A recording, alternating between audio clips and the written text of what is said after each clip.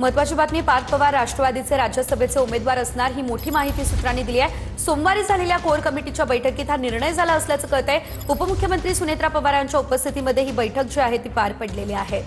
26 तारखेला वरळी डोममध्ये राष्ट्रीय कार्यकारिणीची बैठक होणार। सुनेत्रा पवारांच्या नावावर राष्ट्रीय अध्यक्ष म्हणून शिक्कामोर्तब होणार असल्याचं देखील कळतंय। अतिशय मोठी बातमी आपण पाहतोय। या संदर्भात अधिकची अपडेट घेऊयात आमचे प्रतिनिधी अक्षय मंकणी यांच्याकडून। अक्षय, आपण पाहतोय पार्थ पवार उमेदवार असल्याचं कळतंय, काय अपडेट?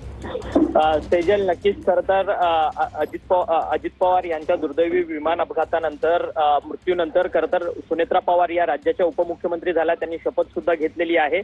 26 तारखेला राष्ट्रवादी काँग्रेस पक्षाच्या राष्ट्रीय अध्यक्षपदाची निवडणूक जी आहे ती वरळी डोम येथील हॉलमध्ये होणार असल्याची माहिती जी आहे ती समोर येताना पाहायला मिळते। काल देखील वरळी डोम मध्ये अजित पवार यांच्या स्मरणार्थ शोकसभा जी आहे ती आयोजित केलेली होती।